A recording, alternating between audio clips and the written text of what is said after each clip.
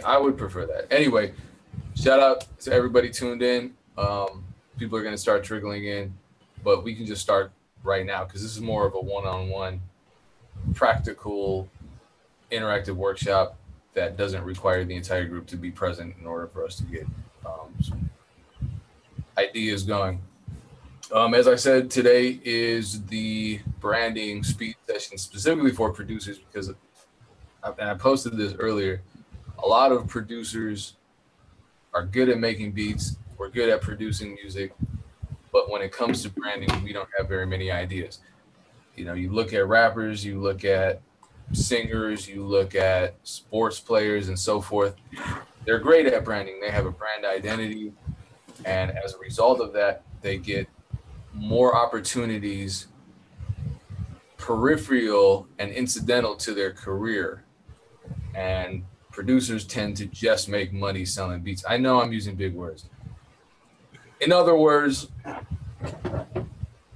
people, when you get an endorsement deal or a brand deal or something, you're getting something extra. You're not just relying on your main talent for a payout.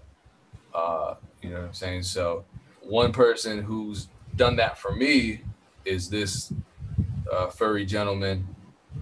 I am quite furry. I'm going to get that handle tomorrow. Well, yeah, he's who goes to the barbershop at 8 a.m? He does. Anyway, his name is Shah, aka Mr. Get Your Buzz Up. He does multiple things in the music industry, including currently running GetYourBuzzUp.com. He's the only man on the planet that's interviewed Tech9 so many times without Tech9 hating him. And he's not Ebro. They both have beards, but he is not Ebro. I think Tech9 likes him better than he likes Ebro. Check out his recent interview with Tech9 where he announces his resignation from hip hop in 4 years, which is a shock to me. Tragic. Yeah.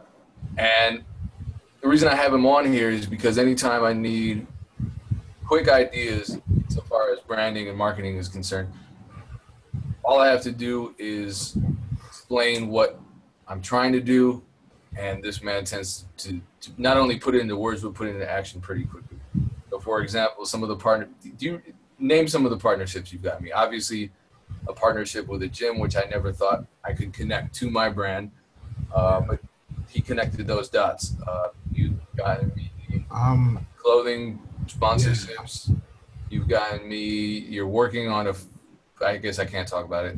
No, you can. You just don't need to name the company. So I've gotten Pain One clothing and shoe sponsorships where he just stayed fresh quite for a long time.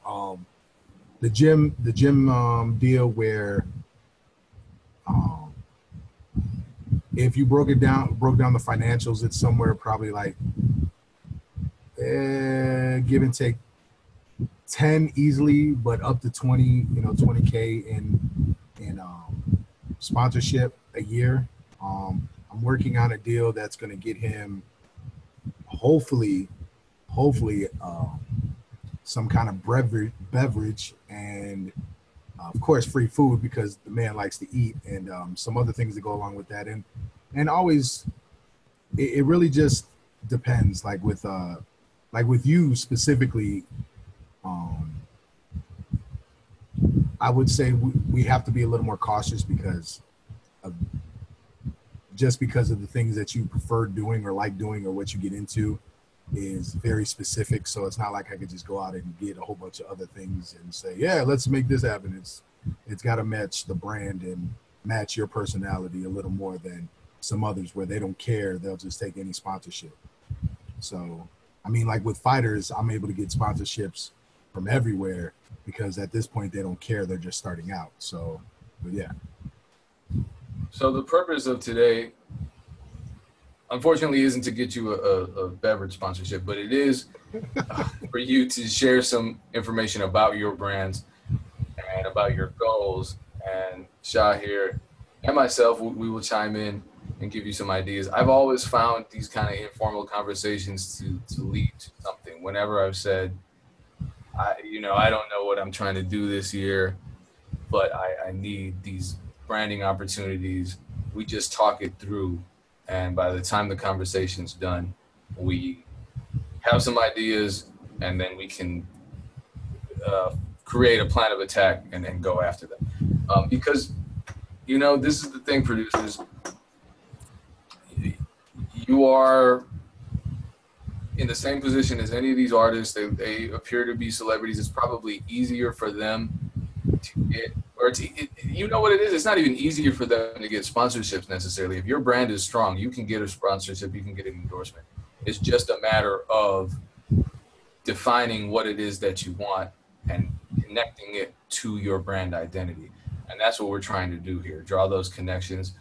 Curtis King did a great job doing that last time, but it wasn't a specific workshop on branding and brand identity. So any brave volunteers that want to go first that have some ideas, here's the format. You raise your hand, I connect you, patch you in. You're talking directly to Shah. Just talk a little bit about what your brand is. Share some social links. We want to see what it looks like.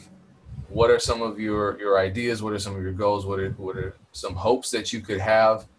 What are some, I guess, personal things that you do? Remember Curtis King, when we spoke to him, said that your personality and your personal habits really do matter when it comes to branding. And whatever unique idiosyncrasies you have about yourself, whatever unique traits you have, you turn that into your brand. Don't follow anybody else just because it seems like the right thing to do. You got to do your own thing, and those opportunities will come. So the first person who raises their hand, I'm going to patch right through, and we're going to have this conversation. Right now, we only have 9 participants total, so we should be able to knock this out with plenty of time for everybody. And chat windows open.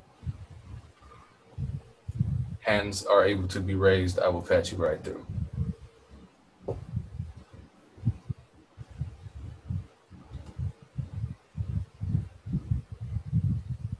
Nobody's raising their hand? It's because there's a close-up on you. Like your screen is wider than mine, so your head looks really big right now, and it's intimidating. I mean, look at that. Oh, wait. That's your big head compared to mine. Still smaller. I mean, I can hit print screen right now too.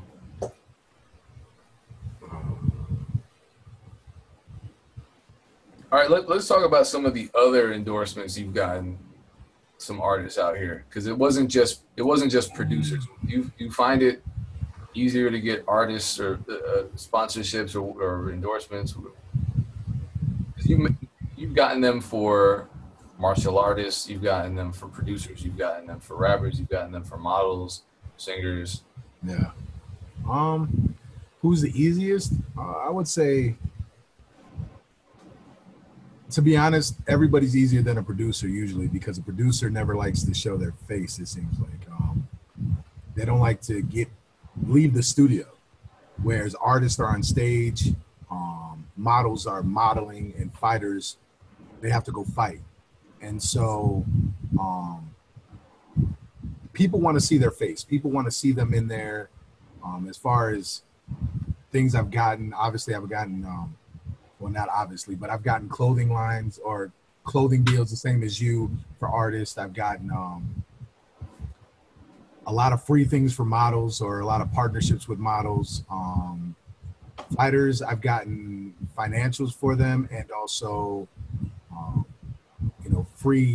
different free things, like maybe free equipment or free set it up so they get a clothing line, more or less, so they don't have to pay for their walkout shirts, or they don't have to pay for their gear, but they're able to make money off of it, which doesn't seem like a big deal. But if you're not coming out of pocket for something and you're able to make money off of that, that's a big deal. And it gives us a starting point to go to another company and say, look, this is what we got, so da da da da da da da da, and go from there.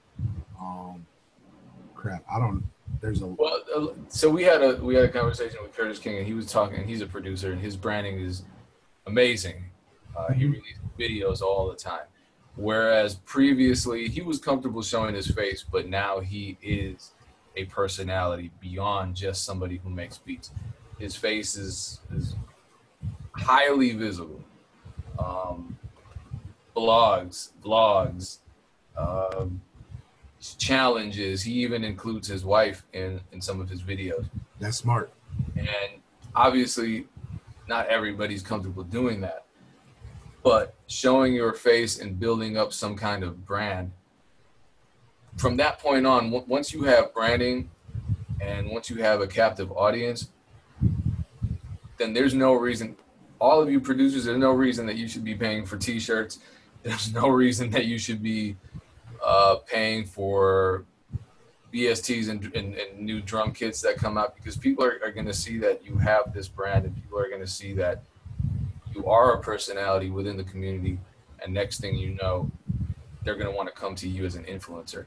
And that's really what it boils down to, visibility. If you're an influencer, if you're making yourself visible and you're building that up, then this is where somebody like Shah comes in and connects those dots.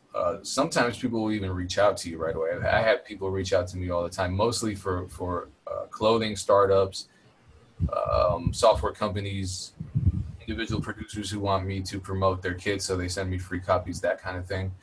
But beyond that, as I said, gym sponsorships. I wasn't an athlete. Suddenly I am, because of this partnership. And that's being documented.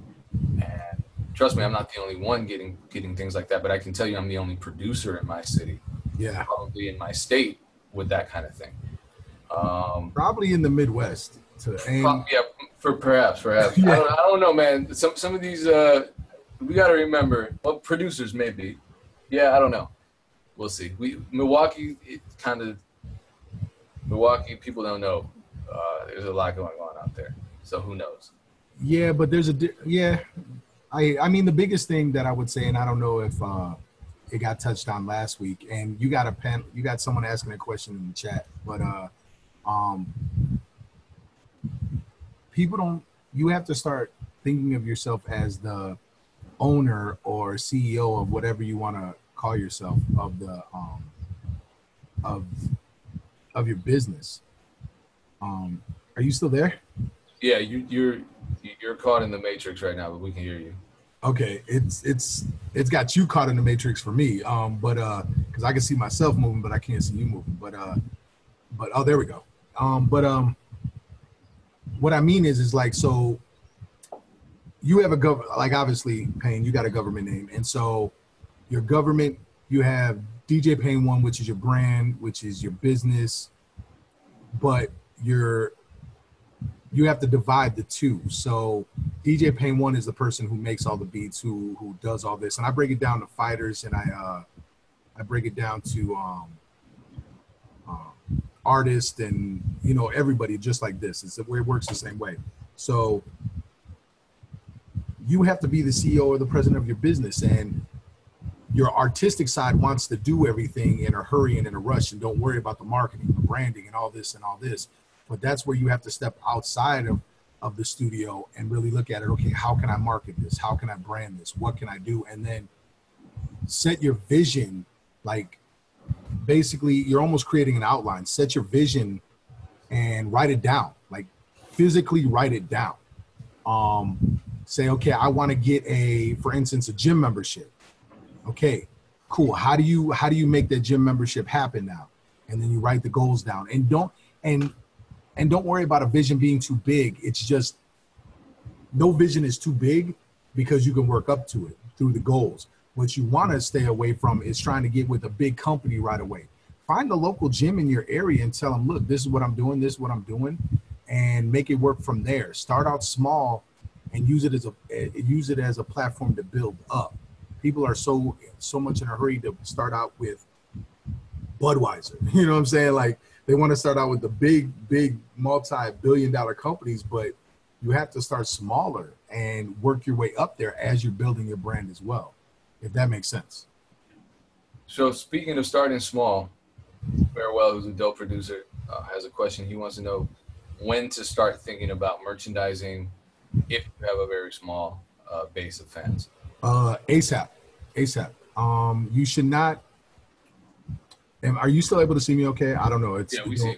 Okay, it's doing weird stuff on my end, but merchandise is important for anybody that's doing anything. I don't. If you're in the entertainment world or if you're trying to brand yourself, that's part of branding is having your own merchandise. Now, if that all depends on your budget. I'm not telling you go out and have lighters, shot glasses, this, that, thongs, t-shirts, hats, hoodies, certain special design drum kits, whatever the case may be. I'm not telling you go out and spend $100,000. What I am saying is that you need to have some kind of merchandise. So you could start really small, maybe just t-shirts or your own project, or maybe you do custom flash drives that got beats on them or something like that. I don't know. It becomes limitless depending on who you are. Well, let's talk to Farewell because we got him passed through and he can tell us a little bit more about what he's trying to accomplish, who he is, and so forth. Can you hear us? Farewell, can you hear us? He might have to unmute his mic. I had to do that when I first joined. He's unmuted on. I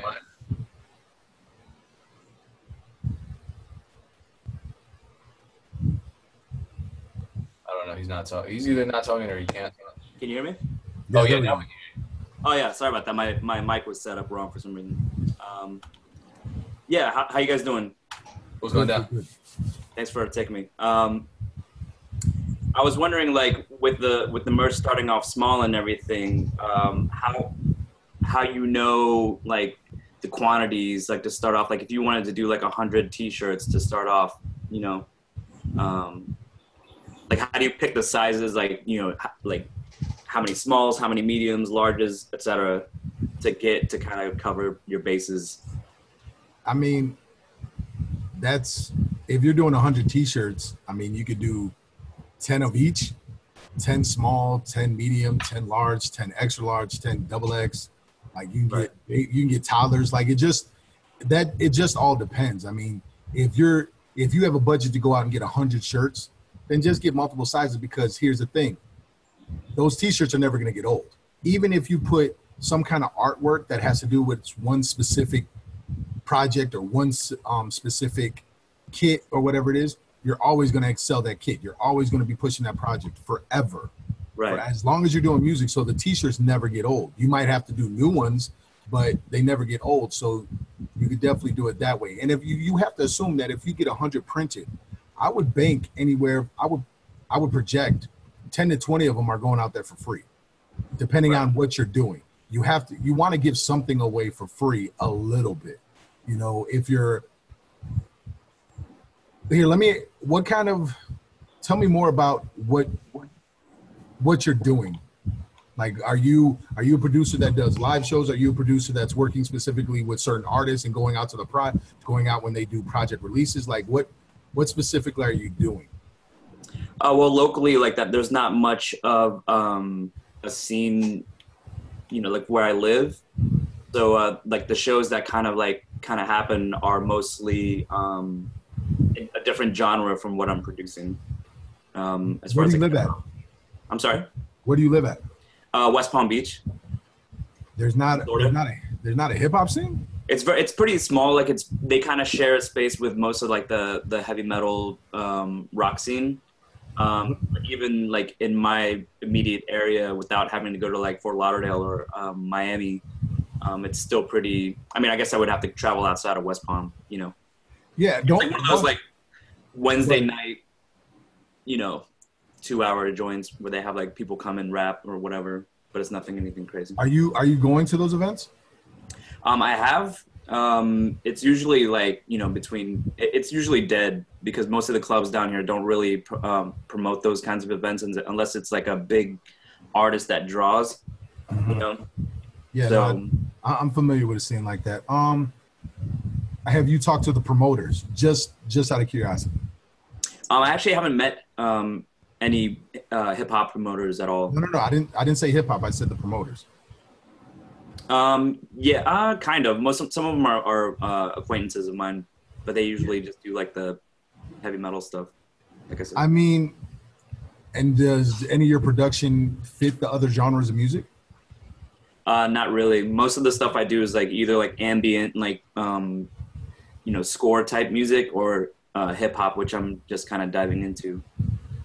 All right. Well, I mean, the score type music, you're talking about like movie scores and like Right, right. you could probably make that work with metal, to be honest with you.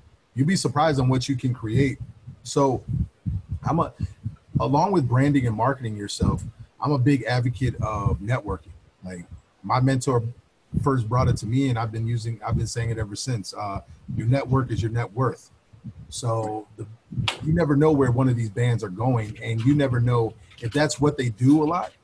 Right. And that means they're traveling a lot. And like if so, you get a touring band that comes through, and they're from West Virginia or Texas or New York or something. Linking with them isn't that like it's not anything unheard of because of the way your production is going. Because if someone said, I need you to do a score, yep, J Hatch is definitely yeah. Um, if someone comes to you and says, hey, what we just got this for this movie, it's really good, but we need you to add this to it and add this to it and make it more heavy metal, are you going to be opposed to that? Not at all. Exactly. So, I mean, if I'm not telling you go out and grow the hip hop scene, but maybe network with what's there and then network with the artists that are there. And because what it's going to do is allow you to get your merchandise out there more, because then if you're connected with these promoters, if you're connecting with these bands and working and doing all that, then if the promoter has a show and you like, hey, I got some t-shirts that I'm pushing for my production, can I set up a merch table? Can I do something? And if you got a good relationship with the promoter, that could happen. Or if you start networking with the bands that are going to come. So if you look at the schedule for one of the venues right now and you see a group or a band that's coming there in November, you could reach out to them on social media right now. Say, hey, I see you're going to be coming in my area, and this time I'm a producer. I just wanted to see this. I like this song. Would you be interested in hearing? Do you need some music? Do you need some beats? However you approach them. The worst they're going to say is no or ignore you. If they say yes, they like something you did. Now you can come to their show. Maybe they already got a record with you or something. That's what I'm saying. It's like sometimes that's thinking outside the box to help you as far as the scene there. And then you got to travel outside of your scene. And as you know, because of Pain One, social media is everything. Right. So if you have your own store, someone that likes your music that's over in Australia can buy that shirt. They just got to pay for the shipping. You know what I mean? So it's like, that's how I would treat it. As far as how many shirts, that's really within your budget, man. You got to really look at your budget and look at it like a business. Okay, this is what money I have to put into my merchandise. Maybe it's $1,000. Maybe it's $20,000. Be real with yourself. And then once you work that budget, it's got to be a budget that you know that you may not get back. When you create that merchandise, you have to be prepared not to get that back. And it's almost like you're basically saying, okay, I'm going to burn my boat and make it work on this island. If you make your money back, cool, you could just re-up. And then it becomes, really easy that way. Right. And then maybe you switch it up. Maybe you're like, okay, I got the t-shirts, but maybe I'm going to do not as many t-shirts, but I'm going to do whatever works in that area. Or maybe I do some hoodies because I'm getting my fan base. And that's the thing. You say you got a small fan base, but where's your fan base located? Do you know where that is? Yeah, well, largely here. Mostly in West Palm, yeah. Then what do people like in West Palm? What do they wear? What do they need? What do they like? You could ask those questions. You could reach out to your fan base. Hey, if I do merchandise, do a poll. Would you be interested in t-shirts? Would you be interested in this? Would you be interested in that? And let your fans speak to you that way. Right. And that'll dictate some of your merchandise as well. If they all like t-shirts, then you're good. Then do t-shirts. And then to take the t-shirts further, do you know any local clothing stores? in that area? I actually know mostly people that kind of like do consignments. Like they don't See, there have, you go. yeah, they don't have like brick and mortar type shops or anything like that, but they have like their online like Etsy shops and things like that. All right. So I would definitely look to do that. And then what I would do is find like local places. Like I don't know much about West Palms, but if there's a local, I'm not saying mom and pop store, but some kind of smaller store where, you know, people still go to. I mean, they might do a consignment deal where you just get your t-shirts in there. It's not costing them anything. And you're in there. And then you could tell all your fans, hey, I'm at this place here. And you could release new beats there. Like you could make it a whole launch party, man. Like depending on what you're doing musically, you know, and go that angle. So, but definitely the consignment. If you know people that have online stores, definitely, because now you're reaching a different fan base right off there. Now they're looking at your merchandise, not because they're a fan of your production, but because they're a fan of your shirt, which brings in a whole different demographic, which brings in a whole different kind of money all across the board. Right. Yeah, I'm just in a weird spot because like I'm like kind of pre-universe with everything that I'm doing, what, you know, be it musically and all that stuff. So I'm trying to plan everything out, you know, accordingly. Yeah, no, I appreciate that. Planning is definitely important. And like I said, write it down, man. Like I used to be really bad at this. And I never thought I was going to have to be that person that would have to change. But I had to start writing things down. I had to literally create an outline for different things. Not so much a whole business plan, but I had to write an outline of my vision and then the goals to make that vision happy and then goals to make those goals happen and on and on and on and on. So you can't really put a plan into action until you write it all down. Right. So. Cool. Thank you so much. Appreciate it. Let me add one quick thing before we go to Jay because he's got his hand raised. Two things as far as merchandising goes. I've done this a lot for touring, shirts and all that, shirt sizes, and it's hard for me to predict. Mediums and larges tend to be the top sellers, but it really depends on the market. Here in Wisconsin, I would say load up on X and XL and double XL because our obesity rates are through the roof. It's not a joke. You come to Wisconsin and you have all L's, you're going to take a L. You feel what I'm saying? People are not, they're not going to fit into them. Right.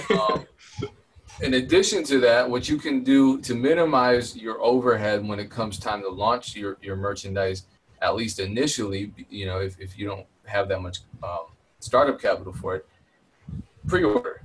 A lot of these websites allow you to do that. You could just even set up a pre-order button on your website with PayPal and say, hey, I'm taking pre-orders for these shirts. I mean, you know you're going to put the shirts out anyway, or whatever the merchandise is, the USB drives, the shot glasses, the sunglasses with your logo on them, whatever it is. You know you're going to make them anyway. Right. But now, by pre-ordering, you might make 20% of your overhead before you even release the material. So that's another thing that I've done in the past, and that's worked out. See, this is why we have these speed sessions. An idea just came to Shah. Yeah. So welcome to my world right now. So this is how you do it. Pain One was right. But how many times do you look on Facebook and see these see people selling something?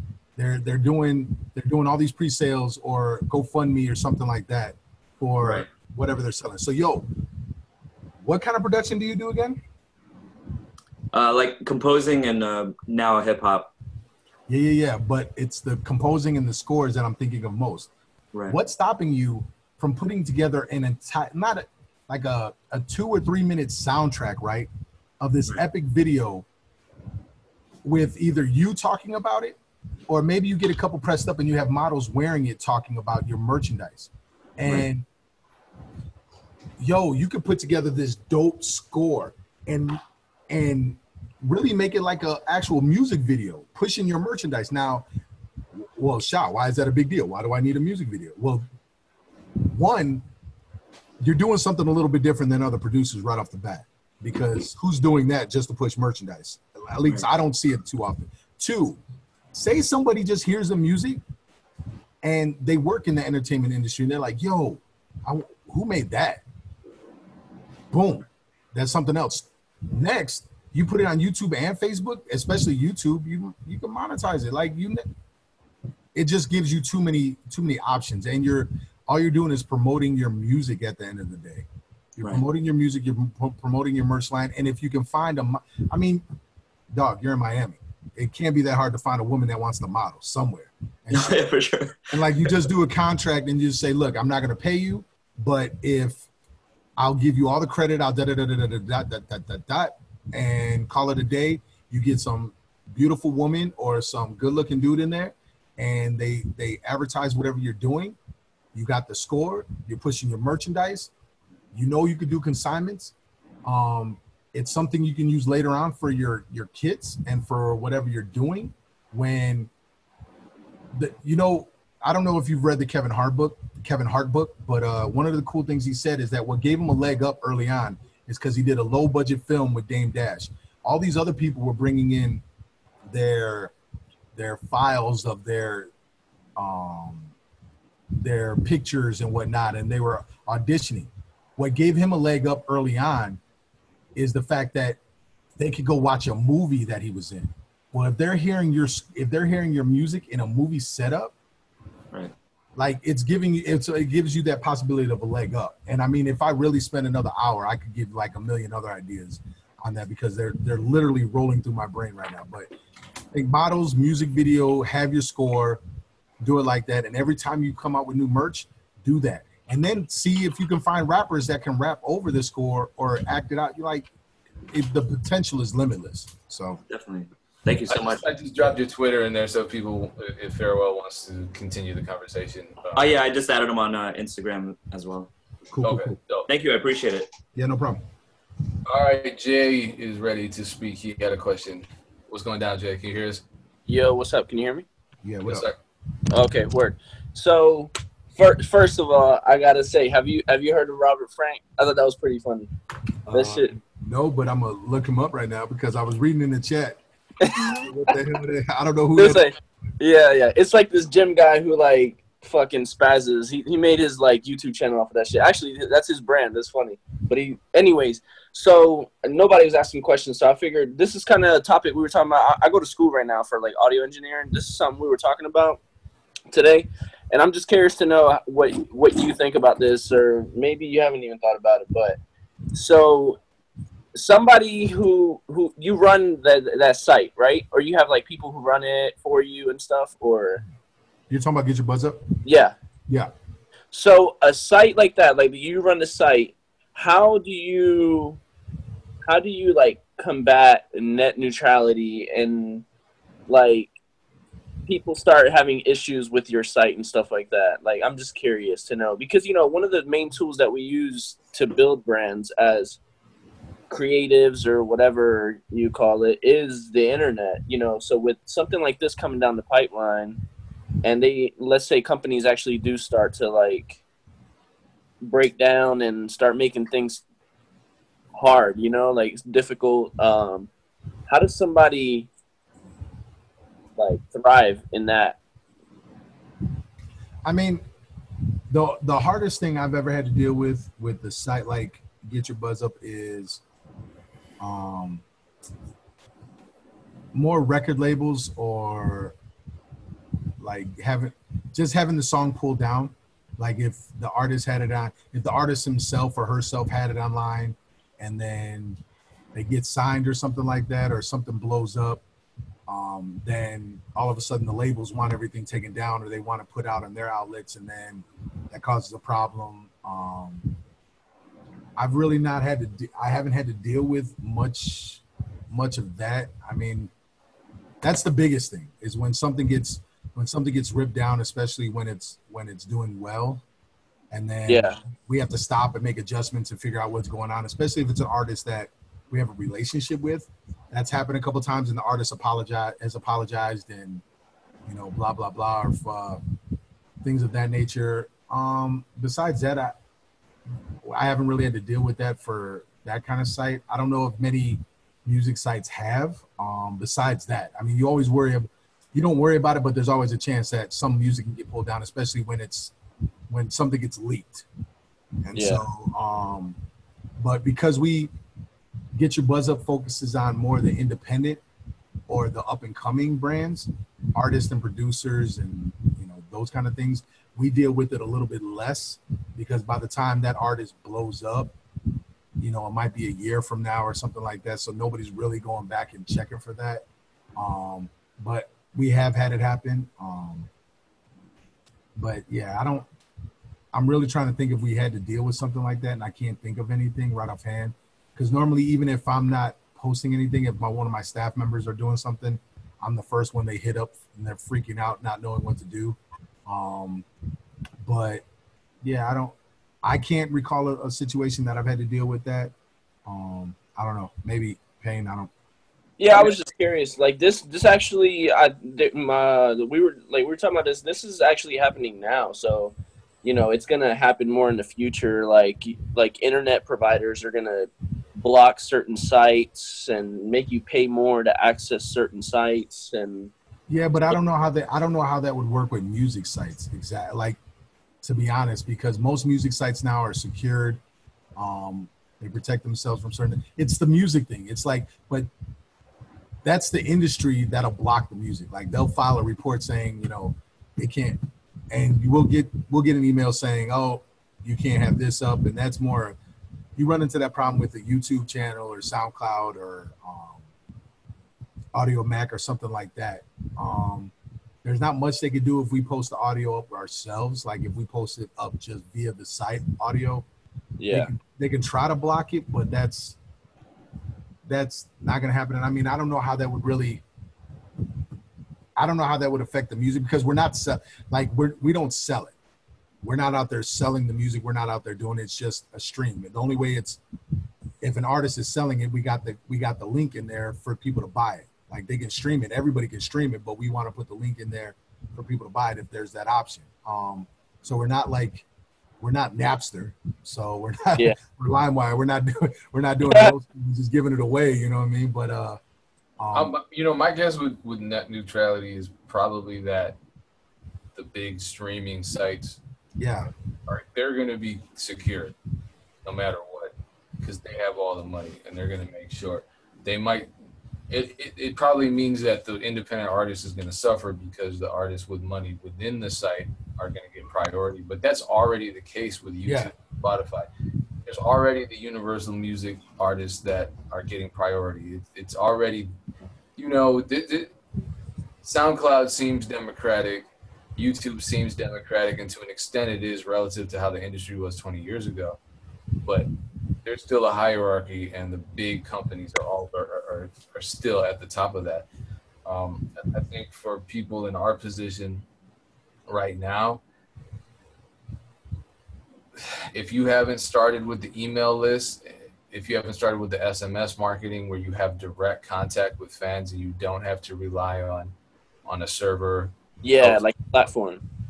Yeah, I would say start that now desperately, because we don't know what's going to happen. And if you're in direct contact with the fans, then they can't take that away from you, because net neutrality is going to have to do with, HTTP, not email. Right? Yeah. Not mess, as far as I know. Yeah, so, and I mean, I don't see how that's going to, long term, I don't see how it affects an up-and-coming producer and artist no different than what the industry is affecting now, because the industry is all based on money. As far as once getting that far ahead, as far as being independent, the work is still on you, because you got to create the email list. You got to find a way to contact your fans. If you want sponsorships or partnerships, you got to go out there and make that happen yourself. Yeah. Like, what blows my mind is that nothing is stopping anybody from Googling businesses in your area and finding which businesses you could partner with that make the most sense. Because if you're doing your job branding, as far as your social media, making YouTube videos or pushing your beats out there, you don't have to have a verified account to go get this stuff. You don't have to have crazy amount of numbers to get one small partnership. It could be as easy as going to a restaurant and saying, you eat at a restaurant once or twice a month and you love the food there, and you make a connection with a manager and an owner, and then just talk like, hey, I'm making a video where I'm doing this music. Could I come in and film the video here and make it kind of crazy, like I'm eating food and making beats? Like, this is a producer's life outside of the studio. We're still making music, but now I'm doing it at the restaurant. You plug the restaurant to do something crazy. Will every restaurant go for that? Nah, but you never know. And then if that means you get a free meal once every other month or something, it's not about what you get. It's about having the name behind you. You got to start somewhere. If you could say, okay, I got this restaurant behind me. Now, when you go to another place, I'm sponsored by this restaurant. I'm partnered with this restaurant. Now, I want to make a partnership with you, and da-da-da-da-da. As you're growing your fan base, as you're working hard to do that, you're gaining these small partnerships. So when you got bigger numbers, now you have that resume. Now I got these partnerships. Now I can go for something a little bit bigger, and then a little bit bigger, and a little bit bigger. And you create fans just being there too. Like, it's, so again, all the internet stuff that, yeah, it's going to suck, but kind of no different than what the music industry does to independent artists now. So if you're out there working and doing your job, like, the internet is only one tool in the toolbox, right? You still got to hit the pavement in some way. You still got to make that connection. You still got to network with people. You still got to do different things. It's one tool. You got to go make the rest happen. You can't get a partnership with a business, a local business, just by talking to them online. No, you got to have that sit down. You got to see them face to face. You got to go in there and support that business to start out with, so they can, before you even talk to them, they recognize your face. Oh yeah, you do eat here once or twice a month, don't you? Yeah, I love the food here. This is what I love here. This, da, da, da. You never know, man. You could link up with a local business that maybe has sandwiches or has a pizza, and you're like, man, I love this pizza. Like, this is what me and my friends order. Like, I do this and I do this. You just said you're in school, right? Yeah. Maybe you could talk to fellow students and say, man, do you like this pizza, or what place do you eat at? Oh man, I like that too. If there's 50 of you that like that place, then maybe while you're making music or doing engineering, because engineering, you're in the studio all the time, mixing, recording, doing all this crazy amount of work, just like a producer. Mm-hmm.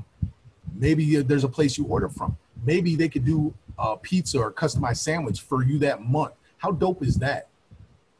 You come, if I mix your music, you get $10 off on my sandwich, and the sandwich is called whatever, or my pizza, whatever. And then you tell everybody at your school to order that food. Who cares that you're telling everybody to order that food? So what? The numbers spiked that month. Then you'd say, okay, look, in 6 months, can we do it again? Don't do it every month, like twice a year. And you build a brand like that. And the ideas are really limitless. And don't let that stuff be like, oh man, what am I doing this for? Hell no. Especially as an engineer. I mean, don't let that bother you at all. Just focus on what you got to do. Yeah. I got another question for you, if nobody else has a question. So how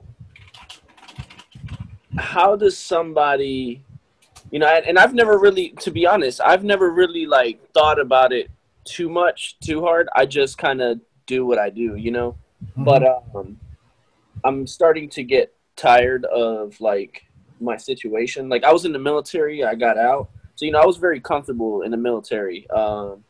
I made good money. I didn't have to pay, you know what I'm saying? And then I'm out. I'm in school now. I get GI Bill, but it's really not that much, you know, compared to like my schedule. So how does somebody find their brand within themselves?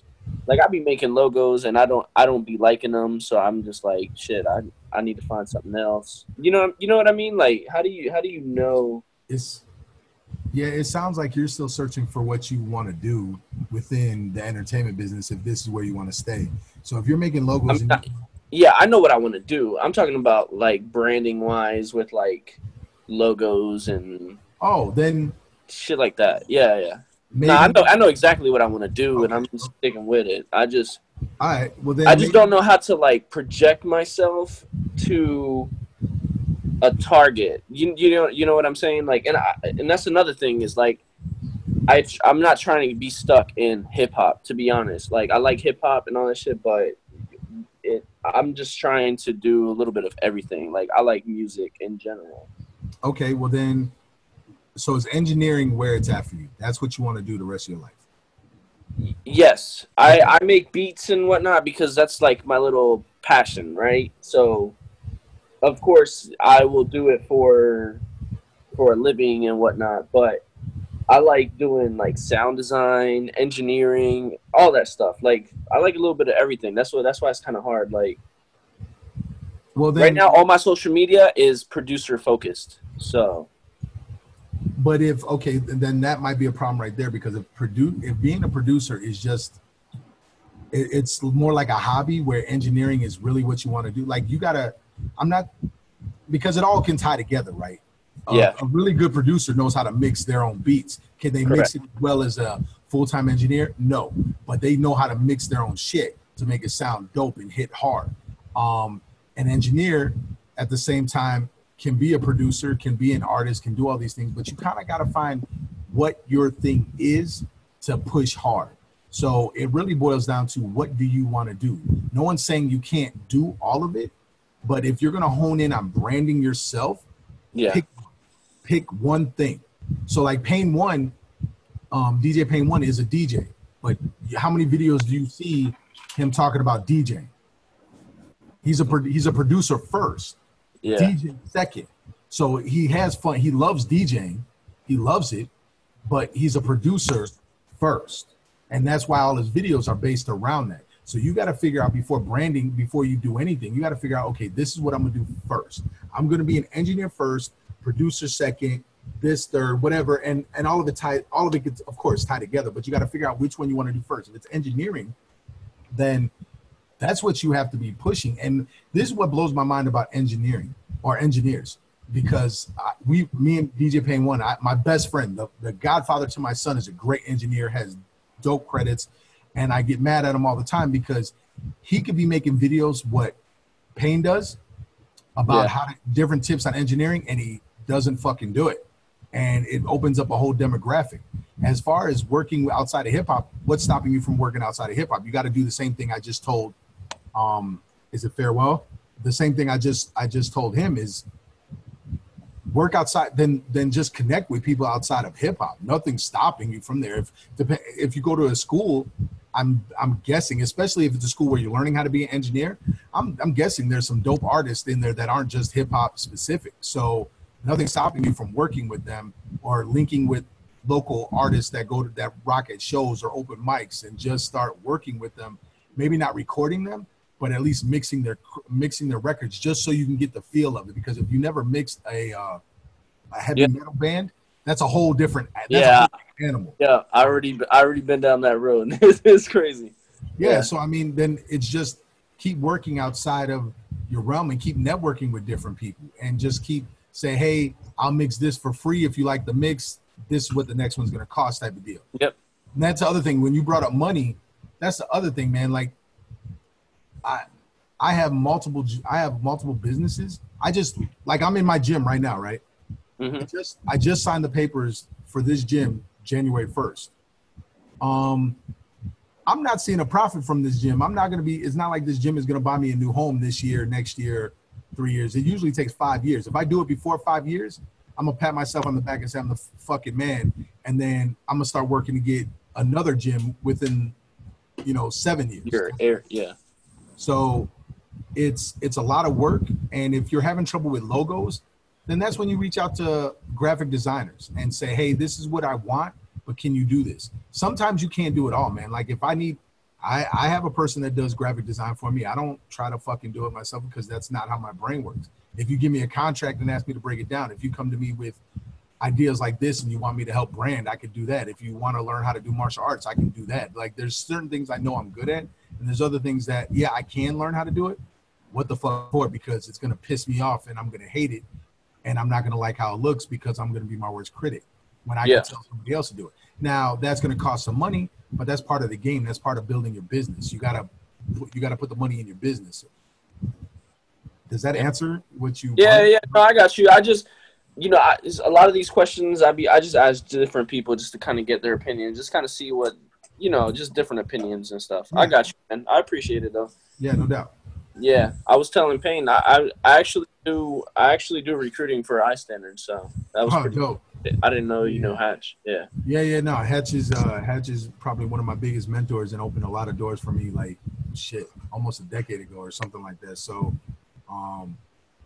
he's I still learn a lot from him, and so we both have gone beyond music in a lot of ways in our business ventures. But no, I'm really appreciative of everything he's done, and so that's super dope. Word, appreciate it, man. Yeah, no problem. He's another one. Email him. Yeah. No, I can. I got his number and stuff. So yeah, then just reach out because he's really good. He's dope at branding. He's super dope at branding. So I mean, he's another one that you could just run a question by, and he'll get to it when he has time, type of deal. Yeah. Like I said, it's crazy, kind of crazy. It's a topic that I really haven't thought about. So I'm actually now I feel like I'm decent at making music. I've been doing this shit for 10 years. So now I'm actually focusing more on that because Kato's my mentor. So I'm actually focusing on that more now. It's difficult, man. It's difficult because like you said, I just don't got the mind for it. I can make music. I make pretty tight beats, whatever. I just don't got the mind or the patience to do none of that. Stay within yourself. As you said, you were in the military. You don't have to shove it down people's throat, but just be yourself. People get it twisted with branding and marketing. You gotta be this crazy image. You gotta do this. Nah, be yourself. Literally, be your fucking self within reason. If you were in the military, if you love mixing, you love producing, you love doing this, then stay within that brand, man. Stay right there. Don't leave that brand. Stay in that brand. And write down all the things how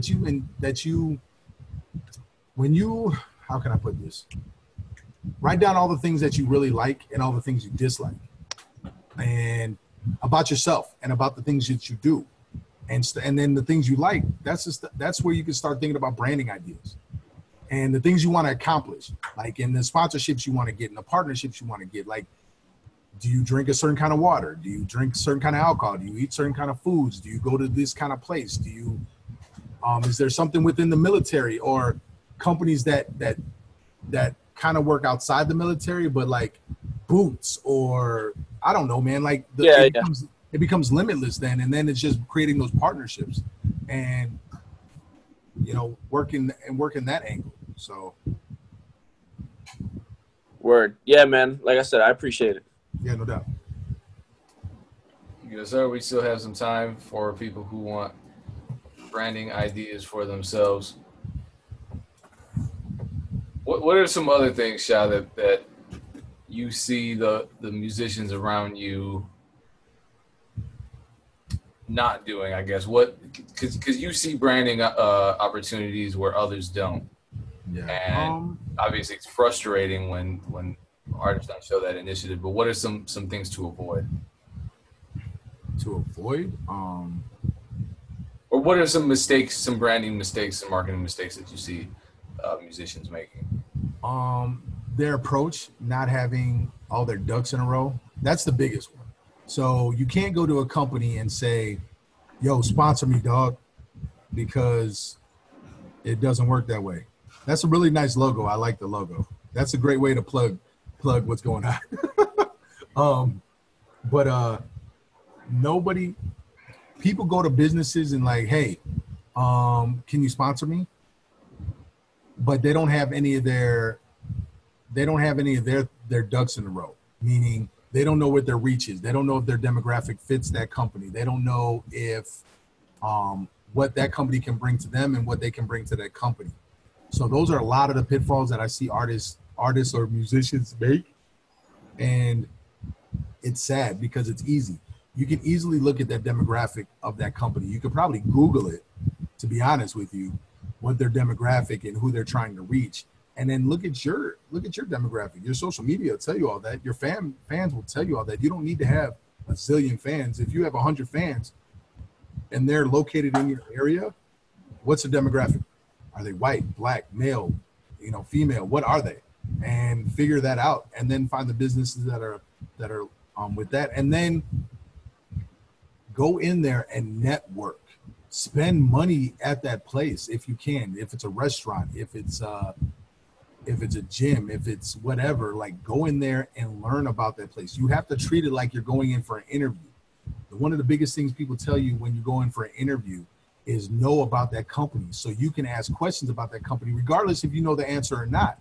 Ask questions about the company, because then it lets that person know that you're interested in the business, you're interested in the company, and it makes you stand out a little bit more when they're thinking about whether to hire you or not. You took the time to learn about the business, learn about the company, and make sure that you're a good fit there. So that's the big thing as far as sponsorship and branding. Besides that, your social media game has to be on point. You don't need crazy numbers, but you have to be active. Like, you can't post once on Facebook every 3 months and say, hey, I need to be sponsored. What reason do they have to sponsor you? Like, it's, what are you bringing unless you're going to bring tons of people in the door? What else? Think small before you think big. Like, have a big vision, but as you work your goals, you have to go for the smaller brands first, unless you got a hit record or doing something big.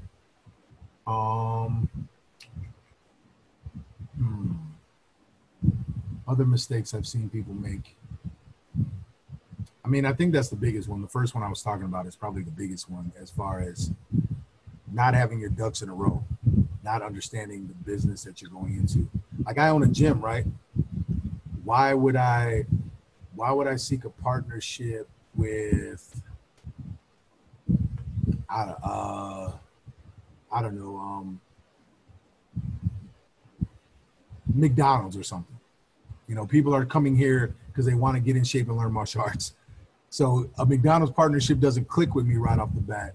There's maybe a way I can make it work, but I can't think of one right now. But that's not a smart partnership. What's a smart partnership is maybe partnering with another gym that does something different. So we focus on cardio, martial arts, self-defense. But if there's a gym that does weightlifting, that seems like a good partnership. If I can get my students to go over there, if they can get their customers to come here, it's a beautiful partnership. And then support local businesses, whether they're sponsoring you or not. If you get your car worked on, you go somewhere to get an oil change, right? They were nice to you. They did a good job. Ask for their information. Ask for a business card. Talk about it on social media. Yo, man, I just got my oil change. This company did this, and this, man. They were super on point. Thank you so much. Shout them out on social media. It might not add to anything. It could add to something.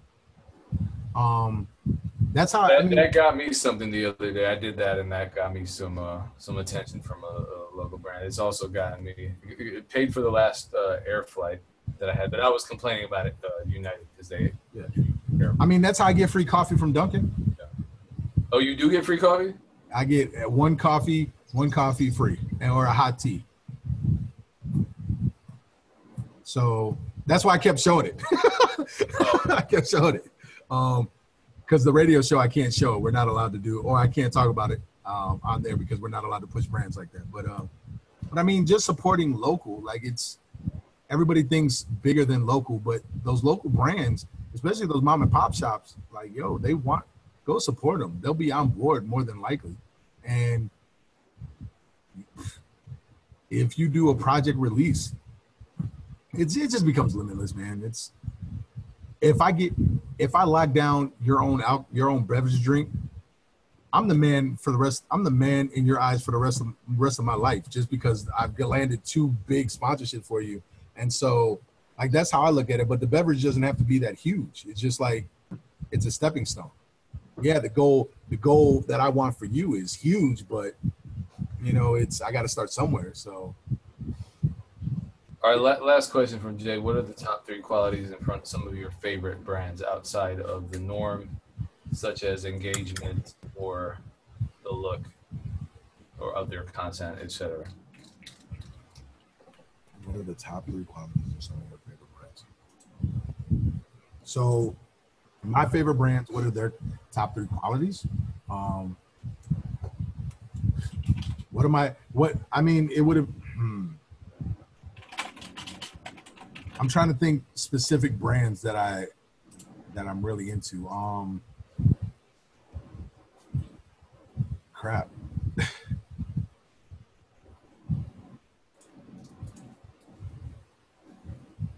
Damn, what do I look for? I'm trying to think of what brands I really. How about some people that you see doing branding really well? You. Who else does branding really well? You know what? Dame Dash does branding really fucking well. He's really good at branding, and people don't give him enough credit. That man is always selling something. Nick Cannon. You know what? Nick Cannon is probably one of the best at branding. If we're talking really big people. Yeah, Nick Cannon would probably be in my top tier as far as entertainment people, because people sleep on him because he's got corny songs. They don't realize Headphones, Nickelodeon, like his stuff that he did with like MTV, the list goes on. His branding is stupid. Who else does some really dope work branding? Of course, Jay. What are 3? I'm still thinking of brands like Strange Music does great branding. Yes, in a different kind of way. Their branding is done by its guerrilla branding. It's what I would call guerrilla style branding, because their branding is based off their touring. Their social media buzz is dope, but if you take away their touring, it's nothing. That takes away a huge part for them. They are built on hitting the pavement, hitting the road, and that's why I said social media is only one tool of it. Guerrilla style branding still works. You just got to get out there and make it work. There's a reason why artists want to go on tour with them, because even the smallest shows, you're going to have loyal people that want to come buy your merch. I'm really trying to think of, I don't know. I buy a lot of gym equipment now. The things I look for is 3 qualities. He used to work for UFC, Zuffa, doing UFC. Oh man, that's super dope. What are top 3 qualities in some of your favorite brands? Besides the norm, aka engagement, good looking content. See, his question makes it seem like he's wanting to know like qualities of people that get branding. At least to me, the second half of it. Besides the norm, aka good engagement, good looking content. When it comes like, if I'm looking for a brand to link up with DJ Pain One, for instance. So can you hear me? Yeah.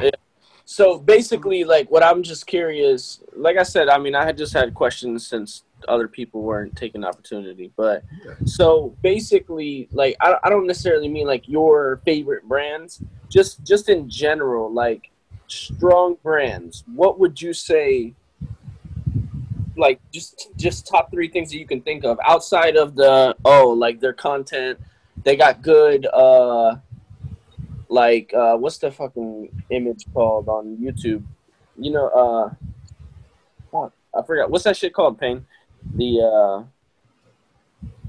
When you got a video and it shows, when you're clicking on it, it has like the little, it's like the headline of your picture or whatever. Curtis has crazy thumbnail? Thumbnail. So like besides that and like, you know, their engagement, what would you say are like top, like just 3 qualities that good successful brands have? That just, okay, okay, I get it now. So like Pain One is DJ Pain One is his own brand. What does he have success besides all that? Good work ethic is something.